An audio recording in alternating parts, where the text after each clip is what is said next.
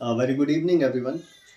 एक बार फिर से एक ही दिन में दूसरा या तीसरा वीडियो बनाना पड़ रहा है क्योंकि लगातार कुछ ना कुछ जानकारियाँ आती जा रही हैं।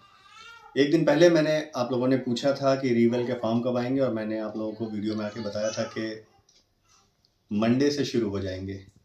तो अब तक की जो कुछ कहा है वही हुआ है। तो अब एक बार फिर से बोर्ड ने पुष्टि करते हुए रीवेल की तिथियां जारी कर दी हैं। री इवैल्यूएशन मतलब पुनर्मूल्यांकन, जो भी अपने नंबरों से संतुष्ट नहीं है, जो विषम सेमेस्टर और स्पेशल बैक के स्टूडेंट थे और उन्हें लगता है कि नंबर कम है और वो रीचेक करा के उसे क्लियर कर सकते हैं, तो उन्हें ज़रूर करना चाहिए। मैंने आप लोगों से मंडे बताई थी, यानी कि 24 तारीख। तो बोर्ड ने ऑफिशियली डेट अनाउंस कर दी है।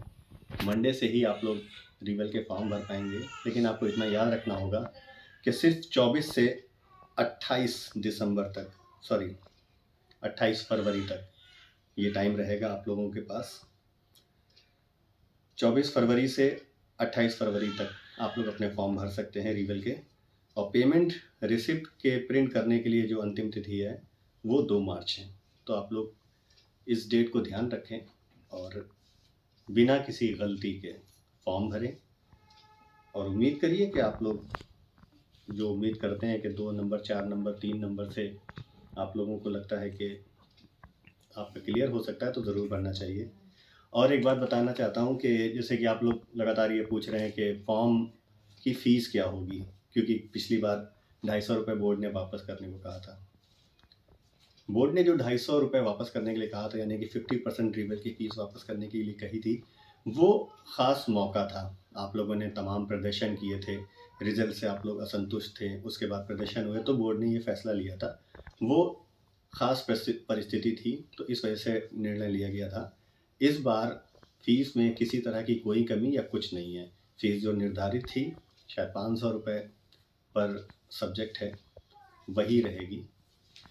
तो इस जहन में ना रहिएगा कि किसी तरह की फ़ीस कम होगी, ऐसा कुछ भी नहीं है।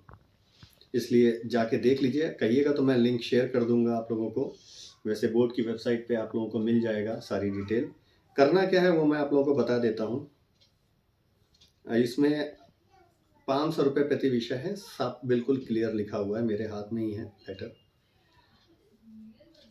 टर्म्स एंड कंडीशन बॉक्स पे क्लिक करके अगले पेज पे आप लोग जाएंगे जब ऑनलाइन फ़ीस आप लोग जमा करेंगे।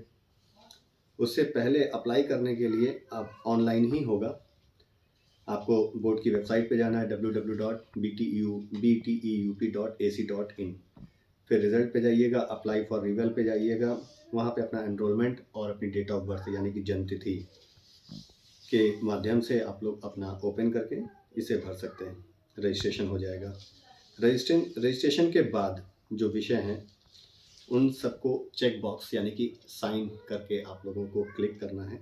तो उसे करके सेव करके बटन प्रेस कर दीजिएगा, आपका हो जाएगा। 24 घंटे के बाद सेकंड विकल्प है आपका जो फीस ऑनलाइन पे करने का है, वो एक्टिव होगा और ऑनलाइन के माध्यम से आप लोग अपनी फीस जमा कर सकते हैं। विषम सेमेस्टर विशेष बैक पेपर परीक्षा दिसंबर 2024 में सम्मिलित हुए तथा जिन विषयों के अंकों से असंतुष्ट हैं, केवल उन्हीं विषयों का चयन करिएगा। आप लोग इस बात का खास ध्यान रखिएगा। हर विषय ना भरिएगा, क्योंकि आप फीस जमा करेंगे कुछ की और विषय ज़्यादा सेलेक्ट कर देंगे तो नुकसान आपका होगा। विषयों के चयन में किसी भी प्रकार की गलती के लिए बोर्ड नहीं, छात्र छात्राएं ही जिम्मेदार होंगे, ये बोर्ड ने क्लियर कर दिया है। तो ध्यान रखिएगा। और फीस जमा करते वक्त 500 रुपये प्रति विषय है, आराम से भरिए। Terms and condition dialogue box एक आपको मिलेगा, उसको क्लिक करेंगे, अगले पेज पे जाएंगे, फीस कैटेगरी आपको मिल जाएगी। फीस सेलेक्ट करके एनरोलमेंट संख्या और जन्म तिथि टेक्स्ट बॉक्स में आपको डालनी होगी और सबमिट कर देना होगा। इसके बाद अगला पेज मिलेगा, प्रोवाइड डिटेल ऑफ पेमेंट। छात्र छात्राएँ अपना नाम, जो प्रतिशत टैक्स दिख रहा होगा वो आप भर दीजिएगा और सबमिट कर दीजिएगा। क्लिक करने के बाद page verify detail and confirm this transaction पर पहुंचने के बाद छात्र छात्राओं को सभी डिटेल को चेक करके यह सुनिश्चित करना होगा कि ट्रांजैक्शन में जो दिख रहा है, जो वो सारी जानकारियां सही हैं। अगर सही है होता है तो आप कंफर्म का क्लिक मारिएगा और आपका भुगतान के विकल्प दिखने लग जाएंगे। Internet banking, credit card, card payment, SBI और अदर पेमेंट जो मोड्स हैं, उन किसी के भी माध्यम से आप लोग ऑनलाइन जमा कर सकते हैं। पैसा लेने में कोई दिक्कत नहीं आती, देने में आती है। तो इसलिए जमा करने में कोई नहीं आएगी। Internet banking, debit card, credit card, RTGS किसी भी तरह से आप जमा कर सकते हैं। और फीस जमा होने के बाद हो जाएगा, और उसके बाद फिर मैं आप लोगों को बता ही दूंगा कि रिज़ल्ट कब आएगा।